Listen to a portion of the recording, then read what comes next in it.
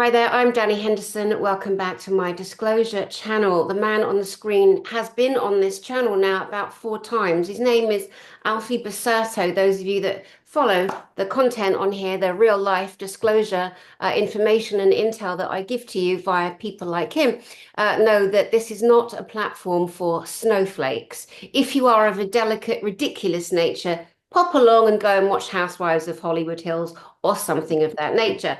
We're going to get down to brass tacks here. Alfy Basurto is a former policeman and fireman. He was there witness to the Lahaina fires, August 8th, 2023, when many people and children were incinerated in their cars because the police blocked people getting out on Front Street. So we're going to get into more detail about this, but there's a great joy, one of the reasons why Alfie's here and what he's done to help the children and the people of Lahaina. But before we go there, a couple of things to remember. There was a ridiculous notion that 2,000 children went missing. I said it from the beginning, that was a lie. You imagine parents aren't going to scream and scream for their children, name them? Of course, 2,000 children didn't go missing, but a lot of children are still in hotels with their parents in awful situations because the people of Maui don't want to put the town back. They want the land, and we all know it. Now, I shall stop there while we bring in the one and only Alfy Basurto. How are you, my friend? Great, Danny, and thanks very, very much for having me back. And I want to say you have a wonderful community. They've been very, very supportive for the very moment I first appeared. So I just want to say thank you for having such a wonderful, caring, supportive community, and you just seem to bring together a lot of really wonderful people. So Oh, compliments to you. thank you, Alfie. That means the world to me. It does. And that I get to attract earth angels like you. And that is the point of us being on the planet at this time. A lot of us came back for this time to do the work that we're doing, to be vocal, to be on the front line so people can know the true history of their planet and what's actually happening. Can you give us a synopsis of the memoriam, the memory of that fateful August 8th, 2023 on Lahaina on the island of Maui, please? Yeah, just kind of well, it's really interesting, and I didn't plan on talking about this, was the big fires that were just happening in Southern California. Were you familiar with those? I'm sure Oh, you were, right? oh yes. And there's some, um, really eerie resemblances of what happened to Maui. And what's shocking is that everything that happened in Maui, and you see what's happened there, it is just too similar. It's just way too similar, and it shocks me because like, what do we learn? Like, what in the heck did we learn from Maui for this to happen again? To another beautiful community with wonderful people, and so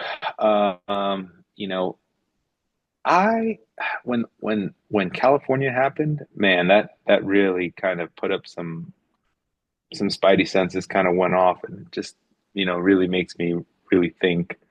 Um, it's too similar, too soon, and it just makes you really question what happened out there. Right. So And, that's a little bit about that.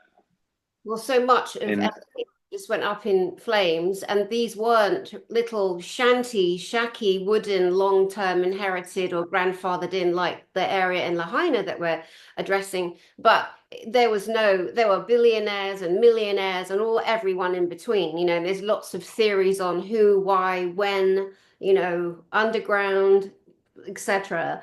But you, as a former fire person, the signature markers. You know what happens if there's something combustible. You know if there's a laser. You know of the different ways that the land melts or doesn't. Can you give us, in your opinion, again, we're looking at Paradise, that was also incinerated. We're looking at Lahaina, we're looking at Los Angeles, parts of it. What do you see as a professional firefighter? The similarities, please give us your advice and knowledge on that. Well, I want to correct the record, Danny, because I am a trained police officer, former police officer, and I do have experience in wildfires and evacuations, but I'm not a trained firefighter. So I just wanted to correct the record there. But now I do have a lot of relationships in fire, and some of my contacts within fire who are very familiar with the wildfires. When they look at the Lahaina fires, what they say is there are a lot of similarities with wildfires. Now it's very interesting because a lot of folks have argued that there is a laser was involved, infrared, microwaves. I have a very intelligent gentleman that I know who's a very gifted engineer, extremely gifted engineer. Um, to this day, he vows that there was a microwave involved. And I will say this about this gentleman. He, anytime I've ever questioned his analysis on something, he's proven to be absolutely correct. He's got this brilliant mind where he can analyze something and, it when he after he comes out with his conclusion, no matter how outlandish it is, it's always been right. And so the way he um, when he studied the way things burned and the way and the materials that burned in the fire that require a high level of heat, you know, in his conclusion, there was only one way that could have happened, right? With microwaves. I mean, it's fascinating, right? Um, I don't know enough about microwaves. I know that we have a microwave in the kitchen, and that it can really it can really do a number if you let it run. But um, it's a fascinating theory. I think that would make it makes things make a lot of sense, um, because what we experienced here with the fires, what we experienced with, I mean, just yeah, just everything that was lost, all the people that were lost, you know, uh, all the vehicles. I mean, it makes me now. I'm just beginning to recount how everything just begins to catch fire on that day. I mean, I just remember watching cars just spontaneously combust. I mean, there would be no fire next to it. There'd be no flames next to it, and I would just watch cars burst into flames. And it wasn't that it was so hot. I mean, I was close enough to watch it. So I don't know. I'm fascinated by it. I wish there was something that was more conclusive because I'm not of that. I don't like to speculate too much. I like to see proof, and I also am open-minded enough to kind of take in information and take in theories. So the microwave theory is a very fascinating theory, and I wouldn't even entertain it unless I knew someone like my good friend who I trust very much. Mm. So Yeah. that's one thing I have to say about that. Thank you for sharing that, and also that you watched physically with your eyes cars just suddenly bursting into flames with zero fire around them and also separated. This is beyond thinkable. It just is so very frustrating, and I'm sorry. And I know you lost your home, and so many people lost their homes. And let's talk a bit about all of the parents and the families and the children that have been shoved in hotels and left there since August the 8th, 2023. Can you give us a rundown on how well they've been taken care of, who's looking after them, who's rehoming them, who's building houses for them? Please, the floor is yours. Yeah, so there's still a lot of displaced families. There's a lot of families who've moved off the island. It was really hard to live on Maui even before the fires, right? Because it's just really expensive. I think any beautiful place that there is, it's going to be a challenge to live there. Otherwise, everyone would just pick up and move there, right? And so what's happened is because there were so many businesses lost, restaurants, hotels were lost, and short-term rentals were lost. A lot of these families are really struggling, and they just haven't recovered. And I feel that too. Our families, it just has not recovered. The businesses, we lost three businesses, and the economy at the moment is not in a position to support all of the businesses. In some cases, those types of businesses will not no longer be supported until the economy is restored. So, we'll talk about the people that are still in hotels. I can't believe there are still families in hotels. It's insane. Um, you know, it seems fun when you're on vacation to spend, maybe 2 weeks, 3 weeks, maybe 4 weeks in a hotel room. But if you don't have a kitchen, it makes life extremely difficult. Some of these families are now being moved into these emergency homes, sponsored by FEMA. These are little tiny homes. Some families are really, really, really grateful for them, and it works out really well. I've got some families who are just having a really difficult time, and it's hard to say if I think that mentally and emotionally they're just taxed, and when you're just taxed, it's hard to be comfortable anywhere. And I think you're still struggling with the loss of your home. And it's I can just see these people that you know who were once very happy and content are just struggling every day. Um, I think a lot of these people need a ton of mental health help. Not that they're going crazy, not that. I'm not saying that. I think just coping with the loss. I think that's something that we forget, is that coping with extreme loss requires some assistance, right? So I think that's also something that is being overlooked, or we just don't have enough of. Um, I think, and what's interesting is, you think that we're nearing 2 years since the fires. I think people are struggling more now than they were immediately after the fire. Because right after the fire, there was still an initial shock. There was a lot of resources and support pouring into the island. Now that we're nearing 2 years, a lot of people have more or less forgotten about what's happened in Maui, especially with the like fires in Southern California. And a lot of these people are having a really difficult time paying rent. A lot of these people are losing their rental homes because they just can't afford them. Um, it's still really hard to put food on the table. Like, it's a struggle for these families, man. It's a real struggle.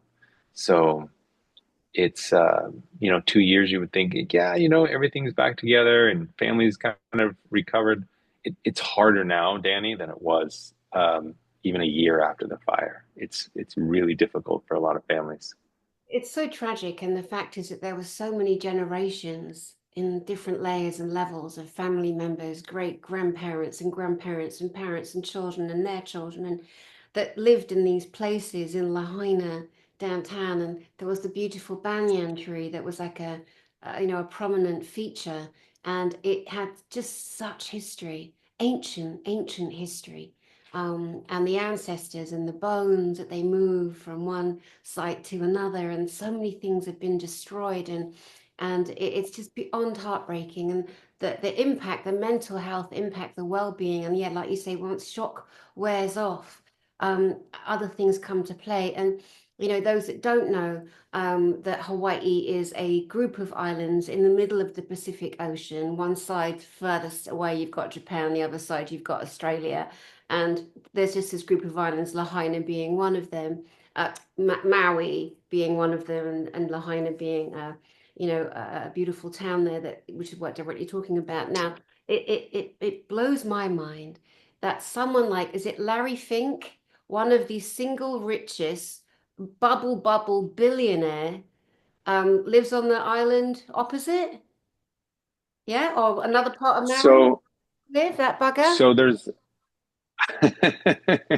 I think so there's several billionaires that have homes here. The one that resides here full time is Larry Ellison, Larry Ellison, who's the founder of Oracle. Now he owns the island of Lanai, That's it. and that's just yeah, he owns the island of Lanai, and I think he owns a little over 90% of that island.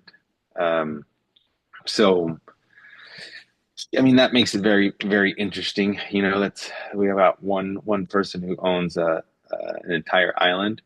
It's very, very interesting. But hey, the government let it happen, and it's his.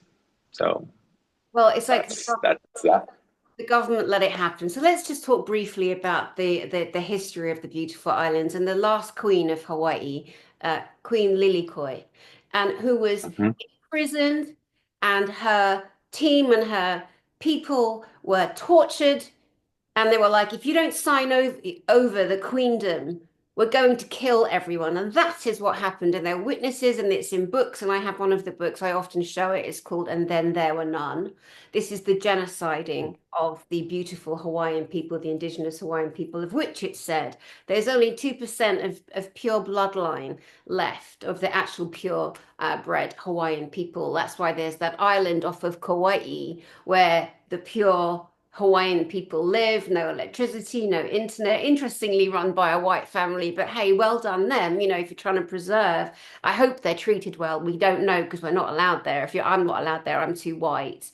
And that's okay, as long as you know what I mean, taken care of. And like I said to anyone watching, if you're a snowflake, just leave, okay? Because people get so silliest things that don't even matter.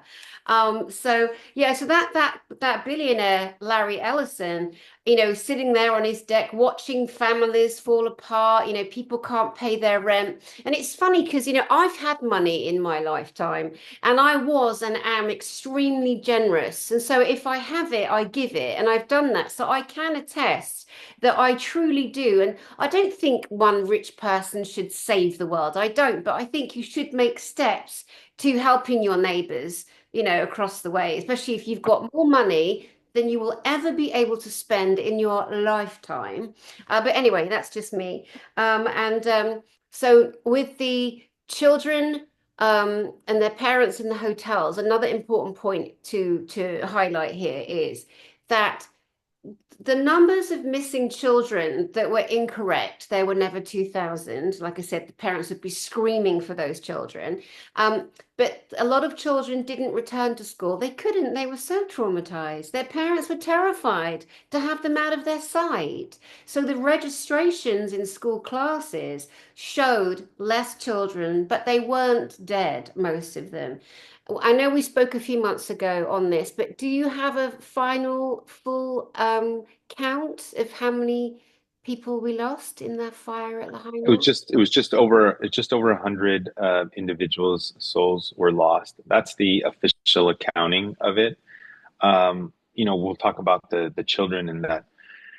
Yeah, and I think I shared this before is that, if one child in Lahaina is missing, it's so small here that it would be very, very, very easy to identify who that child was. It really is. We're just really small community.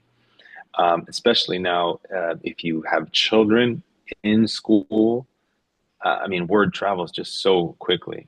So, definitely to just confirm what you're sharing, Danny, is that yeah, 2,000 kids weren't missing. I mean, 2,000 kids, 4 kids missing in Lahaina is a ton of kids missing. Like you just couldn't overlook 4 kids. Yeah. That's how small we are. Yeah. Literally we're that type of town. If you go to the grocery store, gas station, you see many, many people that you would know, and it's just we're just too small, and now after 2 years, almost 2 years now, I can confirm 2,000 people, 2,000 kids weren't missing at all. But you're absolutely right. A lot of our kids haven't gone back to school. We have some kids that didn't return to school. That just there's I know some kids who just are too they don't want to get separate in a position in a situation where they're separated from their families. A lot of our kids had to go to school on the other side of the island because that's just the way it worked because they had to move to the other side of the island. And we have one highway. It's a two-lane highway that links one side to the other side. If there's an accident or a fire, fires are not uncommon on that highway. I mean, it will keep you separated in some cases for a day. We'll shut it down, they'll work the fire, and families will be separated. And that is just unacceptable for families. They're not going to now send their kids to school on the other side of the island, which was common. It was common. Be like, oh yeah, we take our kid to school, or our kid attends to school across the island. Now it's for a lot of families that's not even a consideration, right? They're like, no, there's ever a fire, how do we get in contact with our child? So a lot of homeschooling now is being done because they want to keep their kids closer. And these kids got really dealt a really difficult hand because they had COVID. COVID's a whole other thing, but yeah, so they had to experience school with COVID, and now they experience the fire. So, my kids included, they experienced that. They had to experience COVID and then the fires, and they were, I think they were dealt a really difficult hand. In talking of the kind of ancestral, the heritage, the culture, like I also lived on the island of Kauai. And, we know from island to island, whether it's the big island that most people call Hawaii, or it's Oahu, or Lanai, or Molokai, or Maui, Kauai, that there's hand signals. You know what I mean? And depending on the island that you're on, it's like, hey man, and of course this is also the devil's sign as well. It just that's kind of sad. But for the islanders or the islanders, there's I forget the Hawaii one, the Kauai one. I think it's that. And I think Maui was more. What is the Maui one? You lived there. What is it? You know the one I. Well, no, yeah, it's all variations, and they call it the shaka, and it's usually just like this, some people throw it out like that, but you see most often, this, and it came. The story that I was told about that, it was a gentleman who lost his fingers, and this is how he greeted everybody. He lost these fingers here, and so when he'd greet people, he would throw this sign up, and then people would return the sign, not knowing that it was his fingers that he was missing. And now this is the universal, hello, how you doing, gesture now on Hawaii. So that's the story, and I've heard it several times from several sources. Yeah, but those things are so special. They're indigenous to the island. It's something beautiful. It's something precious. It's something cool, that islanders do to each other. And it's just so sad to think that things like that, could potentially be lost. And I hope that there's an effort to keep the purity of these lovely people. And then people across the world that don't travel or aren't taught well in schools, which is most people aren't taught well in schools, not the teacher's fault, of course, it's the curriculum that's manipulated, that they don't know, some people, that Hawaii is considered the 51st state, which just makes me laugh so much because it's preposterous, but they call it the 51st state of America, but it is a group of beautiful islands. And it's so Americanized everywhere you go. You could be in America on certain streets and certain shopping malls and shopping centers. But it doesn't take away the beauty of the islands, though. And it's so important that people realize that many of your friends and neighbors, they've literally had no choice but to leave Maui and go to America. Some people call it the mainland. Again, I'm sorry, but I find it insulting that's insulting to Hawaii and the islands to me. To go to the mainland, 5,000 miles away. Are you kidding me? Oh yeah, the mainland. Let's just get a boat over. No, mate, you're getting a plane out of there. That's how far away it is. Right? I hope you're not offended That's by. absolutely right. Yeah, it's No, just. no, no. Yeah, yeah.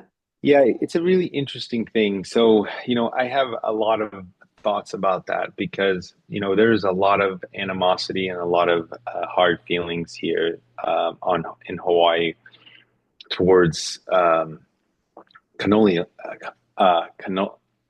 colonialism. I don't know why I'm struggling with that, but you know what I mean. There's a lot of animosity about that, and I have a very interesting perspective on that because of my upbringing. And my family is from an island called Tonga, which is a Polynesian island. It's a neighbor of Hawaii, and we struggled intensely to come to America.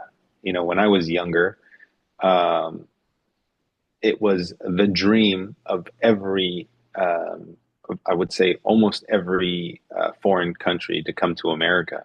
There was once a time where everyone wanted to move to America. At least it seemed that way. And because it was the land, paved with gold and riches, and so everyone, wanted to come here. At least that's what it would look like. Where in my very early years as a child, and we sponsored tons of family members to come to America, tons, and I'm not sure if I shared this in at one point, but we would sponsor a family from Tonga, and we would have over 20 people in the tiniest house. We had 6 or 7 people living in the garage. We had people living on the living room floor. We had people just all over the house, and the house that I'm thinking about had 3 bedrooms and 1 bathroom, and there was 21 of us at the time, and we made it work, and we would sponsor family to come. And at the time, they weren't, the government wasn't necessarily giving money for immigrants to come and live and get established. You had to have family members here to rely on to support you to get your feet on the ground and get moving. And what that did for us is it really made us appreciate the process of citizenship into the country. But I mean, no joke, Danny, in Tonga, to come to America, it felt like going to heaven. That was like the ascension. I mean, that is how it was viewed. You know, everyone worked, that was everyone's goal in Tonga, to come to Maui. I mean, to come to America. That was it. And so, what I see when I look back now, I love that you made it very clear this is not a community of snowflakes, right? So we can speak our minds. What's interesting is, like, as you look back into history, you know, uh, people have been uh, uh, coming into lands and taking it over all through history. I'm not saying it's right. I don't agree with it, but we know that you know countries invade and take over countries. That's just been happening since the beginning of time, right? Well, I think one of the most recent conquests is obviously Hawaii, right? That's what happened. America saw it and said, "Wow, this place looks great. It has a lot of advantages for us to take this place over. It's got a lot of military advantages. We should just take this thing. Let's overthrow the queen." And man, we would own all this beachfront real estate. This could look great in the portfolio, right? I mean, that's really what happened. Um, but I always keep in mind, I'm like, this has been happening for eons. We see something, a country sees something they like, and they say, "Hey, we're taking this," right? You think of the Romans, the Moors, I mean, all through history, it's been happening. Okay, so it happened here, right? It happened here, and um, whether we like it or not, it's been happening all through centuries. I mean, all through history. So what I see is, this might offend people, but what I see is, if America didn't take this, I'm not saying it's right. I know it's wrong. It's wrong. It's 100% wrong. If America didn't take this over, it would not have all of the services and all of the things that people enjoy here, like beautiful, clean beaches. Because if you go to Tonga, there's some really, really dirty, bad places. There's no bathrooms near the the beaches. You have to go knock on someone's door and say, "Hey, please, can I use the bathroom?" And it's like, no, it's common. Like, "Oh, yes, okay, yeah, come in, come in, come in. Use the bathroom." There's people living in ultimate squalor there. So that's why my perspective is a little different, because I'm like, I'm not saying it's right. It's not right to come and just oust a queen the way she did. No, it is not. I'm not agreeing with that at all. What I'm saying is, I know what it looks like when a more developed country comes in and makes this place pretty, because it's beautiful now. It's gorgeous. In contrast, you look at another country. I'm not picking on Thailand, but that's another beautiful, wonderful, gorgeous place. There's some real bad squalor conditions in Thailand. The same is true for Tonga. When you don't have a developed country come in and kind of make things pretty, it's going to look really rough on the eyes. So that is my perspective on that, is because I share with people like, hey, you can't have it both ways.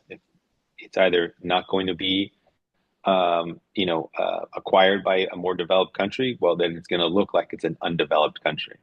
And that really I think that really upsets people when I share that perspective. But we can't undo this now. So I tell people, listen, yes, it's bad, it's horrible, but there are some really great things that came of this. Are there some people who are still holding on to the thought that they lost their identity? Yeah, that man, that will never be. I don't think you can ever correct that. That you just can't.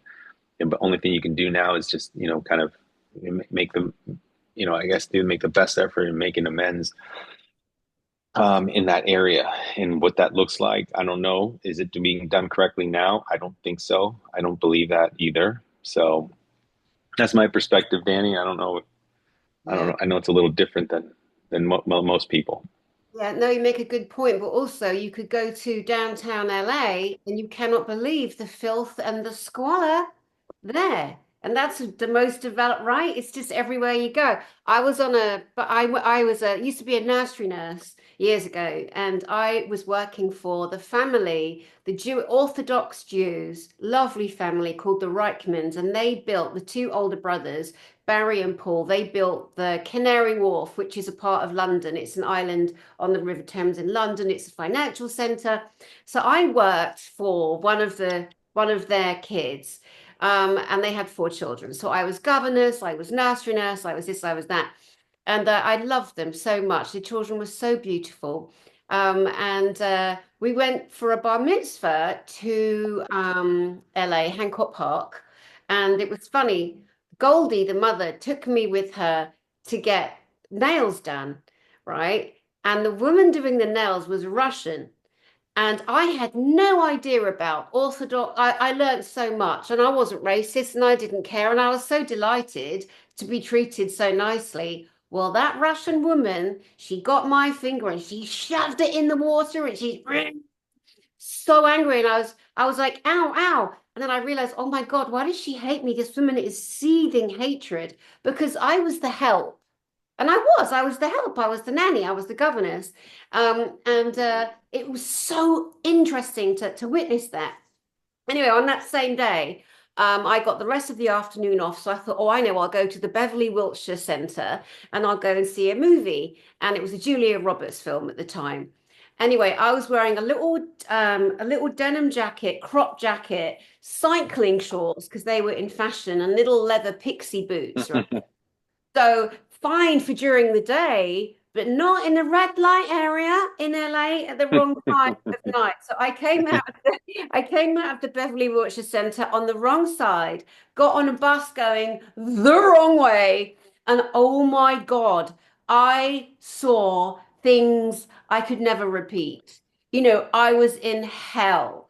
And there were more and more people getting on the bus, and a lot of people that work late at night, a lot of African American, and I'm sitting there, the whitest person on the bus, long blonde hair, like in my 20s, not bad looking, and I'm thinking, flipping heck, what am I going to do? Anyway, I'm sitting there and I realize I've got to speak up to the bus driver because I don't know where I am and I'm getting scared. Anyway, all of a sudden, this really sweet little black man, he leant over to me and he went, they're gonna get you. I mean, you couldn't make it up. And I'm like, right, Danny, right. 22 years old, however I was, I can't remember. I'm like, right, you gotta. Anyway, I said to the bus driver, sir, please, you need to help me. He goes, I was wondering, man, when you were going to use your pretty little voice to speak up. And I was like, oh my God, I want my mum. So, so anyway, so the bus driver flashed his lights at a bus going that way. He's like, right, Oh, get off and run. He goes, and do not stop. I mean, it was so dramatic. It really was. But anyway, my point is, I had dental work done too. My face is really tight. But the point is that you cannot believe that impoverished, shanty, shitty places in LA. You go around the corner on the bus, you're in Little Mexico, you know?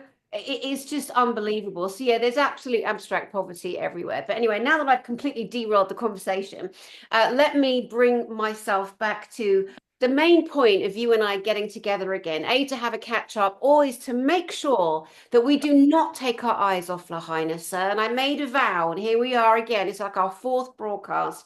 But you have created something out of the love in your heart with others called Flow Fest. Please, what is Flow Fest? yeah. Thank you, Danny. This is probably the thing I'm most proud of. And the notion that sometimes after something traumatic, something significant, like a fire, something arises out of it, right? It's like the notion of the phoenix, and Flowfest, I think, is that for us and this community.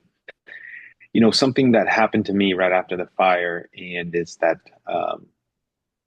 I didn't realize how trauma really worked. And then I'll explain what Flowfest is. Is that when the fire happened, it was another traumatic experience that happened to me. And what it did was I didn't realize trauma, it behaves just like any other wound. So if I were to scuff my elbow and I don't heal it, I don't take care of it, it is always going to be a sensitive wound. So when you bump your elbow again, it's going to be really sensitive, right? You injure it again, you're like, oh, ow, that still hurts. Well, trauma is the same way. If you have a really bad relationship, whether it's romantic or with parents, or something happened in childhood, if that thing goes unresolved, anytime you have another traumatic, it can be unrelated. It is going to uh, make that wound really sensitive. That's just how trauma works, just like any wound. Trauma is a wound. So for me, what happened was when the fires occurred, it uncovered a bunch of childhood traumas that happened. And a lot of us are experiencing that now. They're like, wow, I had all this stuff that happened when I was a kid. Many people don't even recall it happening because you've done such a great job in shutting that off and not addressing it and not wanting to revisit it, right? But what we don't realize is those experiences still play a role in how we deal with situations, how we deal with relationships in our life. They just do. That's why, you know, and a lot of times the way we pick partners, it's very interesting. The way we pick partners is a reflection of our upbringing, whether it was good or bad. One of the things that's really important is there's a doctor who says that we always gravitate to the thing that we thought was love, whether it was good or bad. So if we came from an abusive relationship, we always gravitate to people who are somewhat abusive, somewhat egotistical, someone selfish, right? It's just if we had a family that was, parents who were abusive, we just find abusive, partners. And we'd always ask ourselves like, why do I always choose these bad guys? I just can't seem to help everyone. It's because there's something that's subconscious that we pick up on that says, ooh, this feels familiar. This feels like love. I feel what this is. I recognize this. And then we pair up with them. And that, I think all that was very fascinating to me. And so I realized very quickly that I needed some real professional help, some mental health help to help kind of navigate all these feelings. And I realized that if I were to have access to some mental health resources as a child, maybe a lot of this damage could have been mitigated. And so that's what FlowFest is. We get children and we connect them with mental health resources that and those connections aren't really happening. And a lot of people believe like, well, school has, counselors there available for kids. The sad truth is There's usually one, maybe two, three counselors for the entire school. But what you find too is a lot of kids don't feel comfortable enough in sharing and disclosing with these counselors. It's not a fault. I'm not criticizing the counselors or the schools, but think of it this way, Danny. A lot of kids don't feel safe in school. They're being bullied. They don't have friends. They feel like people aren't really seeing them or caring for them at school. So because they don't feel safe, they don't want to share some sensitive information. They just don't, right? And so those connections, the kids aren't really connecting or disclosing or reaching out for help in the schools. So what we did with FlowFest is we created what looks like a huge, spectacular red carpet affair for kids, and we do it at one of these beautiful resorts for many reasons. We want this to feel like an elevated event and like a real celebration. And we want kids to feel really comfortable there. And we invite mental health organizations to attend the event and to help and facilitate games and to serve as chaperones. And we do that so they can organically connect and organically interact with therapists. I'm not so they don't have to have like a clinical interaction here. They don't have to have a sit down. They just need to know that someone cares about them. They just need to know that there's people out there that they can reach out to if they need help. Because sometimes you just feel so alone, right? That's just the biggest, I think a lot of us struggle with. You know, you're like, wow, I don't have anyone that I can talk to, or I don't think anyone cares. And that can send people into a tailspin, right? And so our goal with FlowFest is to create this big party, but to invite all these resources there. And we give them these phone numbers, a way to text, a way to email, uh, and just connect if they want to. It's like, hey, if you need to talk to someone, if you need to speak to someone, if you need to interact with someone, there's help. And it's working. So last year we had 600 teenagers attend the first Flow Fest. That became the largest mental health event for youth. There's never been anything more largely attended. It's fascinating, Amazing. and it caught the attention of a lot of organizations because the one thing that organizations struggle with is how do you get teenagers to come to something, because that's such a fickle crowd. It's like, it's not for some reason it's like it's not good enough, it's not you know it's not cool enough. It's just you just so hard to appeal to that crowd. But if you get it just right, they'll come. And if you make someone, this is an interesting notion too, Danny, is like if you make someone feel loved, like if you really, really make, like, you meet some gentleman or, some gal, whatever, and you just they're really into you, you can tell when they're really into you, right? You just tell the vibes that they put out, the gestures that they make. You're like, man, this person really into me. And, hopefully like, wow, they're very kind to me too. You're more likely to open up and speak to them and share some personal information. And that's the other thing with FlowFest is we try to make these kids feel really loved. That's really important. A lot of these kids don't get a lot of love at home because of everything that the fires they're still struggling with. A lot of parents are a mess. They're really struggling with alcohol, really struggling with drugs. And so whenever a community goes through something significant like the fires, and we just haven't recovered from there, you have to introduce some other sort of resource to help the kids, because the kids often, in any disaster, disaster could include divorce, it can include the loss of a family member, it can include financial, right, loss. It really stresses out the family. And a lot of times that affects the parents, and the parents sort of check out because they're like, oh, mentally I have to spend all my mind resources on figuring out this problem. Well, when that happens, the kids get neglected. We know that just happens, right? When people get divorced, they're like, oh, well, what happened to the kids? Like, I don't know. The kids are they're doing their best. So we the goal is to really, really help these kids navigate uh, through this disaster and what's going on in the home, and to give them experiences that they aren't having. So one big thing is, we had it at the Ritz-Carlton last year because our kids would never celebrate, go to a party at the Ritz-Carlton. It's too elevated. So a lot of our kids would never do that. So we had it at the Ritz. A lot of our kids had never been to a luau, right? I mean, that's fascinating. Crazy. You grow up here and you never, it's crazy.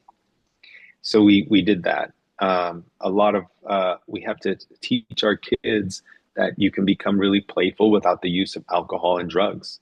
So we had some we what we did for that is we had a bunch of games at this event, which is a dance. You just got to think of it as like a huge dance, but then we had a bunch of huge games for to help kids become playful without taking a shot, Danny, without taking a glass of wine. I'm not knocking that. I love, some tequila. They got that. I mean, I'm like, if you want me to be playful, man, you line up some tequila shots and man, you're going to get a real playful Alfy right in front of you.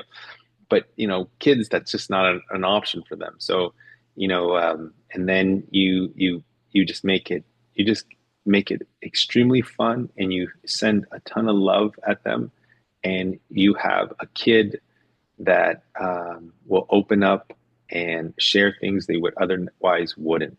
It's become a really beautiful event, and we have our next event coming up on May 10th of this year at the Hyatt Regency here in Kaanapali, and we're expecting about 1,000 kids there, and we are so excited because we see this event continually to grow and grow and grow, and I really appreciate you having me here because um, these these events are not easy to put on and they're not cheap. But so my job is to get out there, share the significance of these events, and to fundraise. So that's that's FlowFest in a nutshell. It's so beautiful. So May 10th in Hanapali at the Hyatt Regency Hotel where you had it last year. Yeah, last year was the Ritz-Carlton. This year is the Hyatt. We just keep picking elevated places because what happens when these kids get there, when you arrive, for instance, at the Ritz-Carlton, you feel like you're at the Ritz. You act different at the Ritz-Carlton. You're just like, oh, it's like the St. Regis. You walk into St. Regis and you're like, oh, well, I'm gonna, you're a little different. So that we don't have any fights that happen there. People act their best. They put their best faces on. It's pretty cool. We don't have it at the YMCA or have it in the back of a church. To me, that just tells kids that you're not really trying. You don't care. It's when you bump it up and you do it someplace special, like a true celebration, right? You pick a really nice venue, right? When you care about someone, you roll out the red carpet, and Yes. that's our kids aren't getting enough of those experiences where you're like, because typically you have to be an adult to get the red carpet treatment, or you're a little tiny baby to get the red carpet treatment. What about right there in the middle? What about those teenagers? They're like, they're just kind of like, you're fine. You're going to be fine, And that's just not true. Because I think most of the damage in our life, Danny, comes when we're teenagers. Like when you really think about it, because you're so aware and you're so conscious as a teenager. It's literally So, time. Teenagers are as vulnerable as 2-year-olds and toddlers in different ways, but just as vulnerable. And they get so overlooked, and people and parents don't understand the tribal energy. Teenagers will do anything with their friends. It's tribal. They're trying to survive. They're trying to figure out who the hell they are. But that's taken as a you arrogant horror, you horrible, disrespectful child. There's not enough understanding, and parents forget they were teenagers once. Don't they remember the agony of those years? So, yes, it's amazing that you're giving this focus. So, lay it out for us how it's going to look. So, they go to the hotel and their friends are there too. And then are they going outside on the land? Are they going into little cubicles and sitting with therapists? Like, how does it look? okay, so the way it works is we have really amazing greeters at valet because, as you know, the valet for almost every hotel or restaurant is it becomes the face of that event or that place. If you have a bad experience at the valet, you're like, oh, they're so mean. You're not, oh man, they're so nice. It really hinges on that first contact. So for us, we make sure that whoever is at valet are very gracious and welcoming and loving, and always very complimentary. So when the kids come out of their cars, and you have to remember, some of these kids have never valeted, so they're very uncomfortable from the start. So when they park, and they're like, "Oh, is there any other place for me to park?" It's like, I don't want to do valet, and it's free for them, right? We cover the cost for that. So they pull up to valet, and right away we have people who come and greet them like, "Wow, you guys look gorgeous. Look at that suit. Look at that dress. Like, oh my gosh, your hair." They find and I encourage them to find things that they genuinely, authentically like about those children, right? Like, wow, it's a beautiful outfit. And then they said, you guys look great. Thank you for coming right this way. And then they usher them to the red carpet. And the red carpet has the velvet ropes, so it looks like a big Hollywood event because they idolize these things, but never did you ever think, unless unless you have, Danny status and you were get, invited to some of these things, but most of us would never get invited to, a red carpet with velvet ropes. And so on the red carpet, we have professional photographers who capture the moments for these kids because they see it on social media. They see the most wonderful people, and you see me air quote this is because they see the most wonderful, idolized people walking red carpets. When our kids are worthy of that same sort of love, respect, everyone is truly. So you create that environment for them where they're rocking this red carpet. Professional photographers are capturing the moments, and once they get in to the event, we have organizations. This year, we have all the organizations that focus on children, on teenagers, will be there.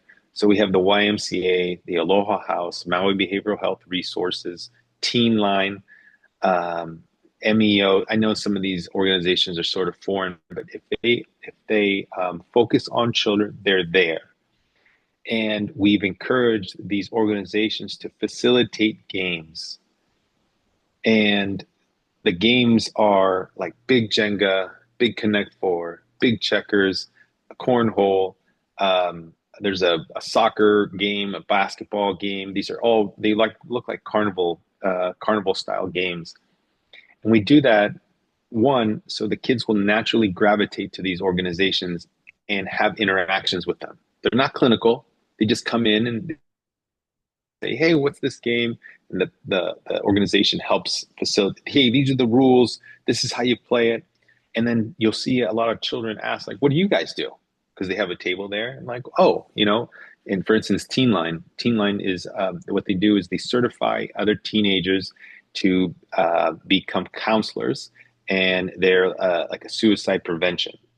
So they actually certify teens to speak with other teens. Pretty fascinating, and they're like, "Oh, cool." I'm like, "Yeah, if you ever need to talk to someone, here's our information, or grab a pamphlet. Here you go." And if a child needs that sort of resource, well, now they know where they can access it, right? So that's what's happening. It's organizations like that facilitating games, and they're interacting with kids organically.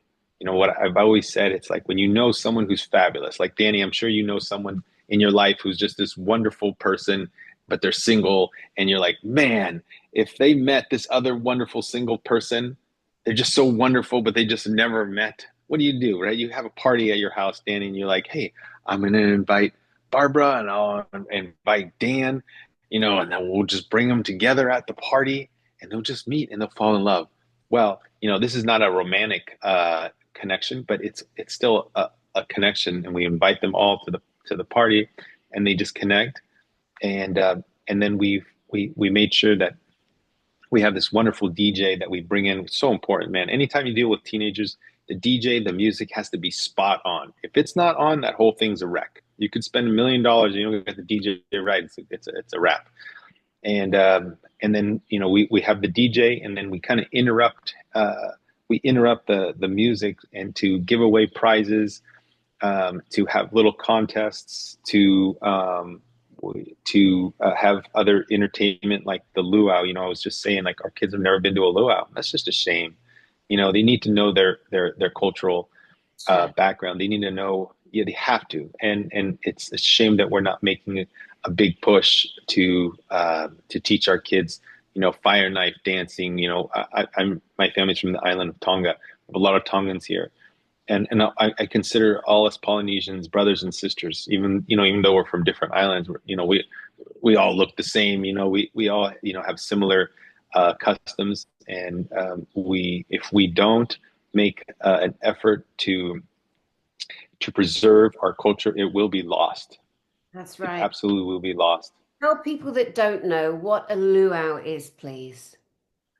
Yeah, it's a big celebration, in the Polynesian islands, and it's always accompanied by food, lots and lots of food. Like you can't have a luau without food; it'd be shameful. In fact, the level of shame, like I don't know how else to communicate this. If someone comes to your house in any format, if they come to your house to visit, and you don't offer them food in our culture, it's very shameful. I mean, that's an unwanted guest.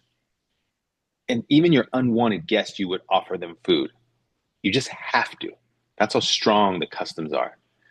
Okay, and so for a luau, you would have a bunch of food, just like any proper, celebration. And then you have a lot of dancers displaying, and for a luau, it would be several different dances, male dances, female dances, and some are also male and female. And the Hawaiians have a dance, commonly referred as the hula, and Tongans have a similar, Tahitians have a similar dance, Fijians, New Zealanders, and you have these dancers displaying, telling stories through dance, and they watch these dancers perform while eating. I mean, there's got to be over an abundance of food. That's just what luau's are, and it's really storytelling. Just like when you really think back in history, that's how we told stories, right? Through songs and through dances, and that's still very much true with the Polynesian culture, and that's why it's so important to preserve this component of our culture. You have to maintain these luau's to pass down the dances, the stories, the cultural significance, and it's been commercialized so bad. I'm not gonna knock commercialism because obviously, it feeds a lot of families, but you can't just forget to do this for your own community, and that's what's happening. We've just completely done away with it. There are no kids who attend luau's, and they're missing out. It's unfortunate. Yeah, right. Thank you for explaining that. Well, this is just so exciting. What can we do as a community, as a human family? How can we help you? How can we help the children? What do you need from us? Yeah, thank you for asking, Danny.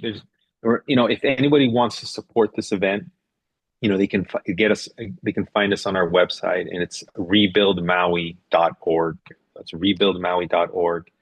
And if you want to support the event, you can get on there, and any donation, it is so appreciated. These events, we try to make them so special, and we try to pull out all the stops for these kids, because what's interesting is you can tell when somebody pulls back. You can tell when someone cheapens out or goes cheap on something. You can just feel it. And what we want to make these kids feel, it's like, when someone's trying to date you, Danny, you can tell when they're like, oh, they took me to this really nice place, and oh, they ordered dessert, and now the wine kept coming. Like, you can tell, the kids can tell when you're going cheap on them, and that's not what we want them to feel. We want them to feel celebrated and loved. And so, your community has already been very, very, very helpful and generous. I need to thank your community. Thank you so much for supporting us out here. And if you want to learn more about these events, even if you want to do some of these events in your own communities, I would love to help you, because I think there's a huge need for something like this all over the world, in fact. And it's very, very easy to do. Kids want an excuse to get together and party. And if you can make this and create a healthy environment for these kids to celebrate and party, they'll come, man. And then you integrate the messages that you want. In this case, it's how to access mental health and other resources. It's a great format. I would encourage anyone to reach out to me. if you want to create something like this in your own community. So again, it's rebuildmaui.org. And if you want to, there's a donate page there, and anything would be greatly appreciated. And that's a great way to help out. So thank you, Danny, for asking. That's so beautiful. And thank you. And Alfie Basurto, you're just such a great man. And what people don't know, because you never said, is that Rebuild Maui is you. You, that's your company. That's what you did. The day after the fires, pretty much, you'd put this up, rebuildmaui.org. And so many beautiful people that watched my channel, they did donate, they did help, they did offer support and love, and it was incredible. And thank you for, again, honoring them. And we get so much done as a humanity when we do it ourselves, when we come together as the family that we all are.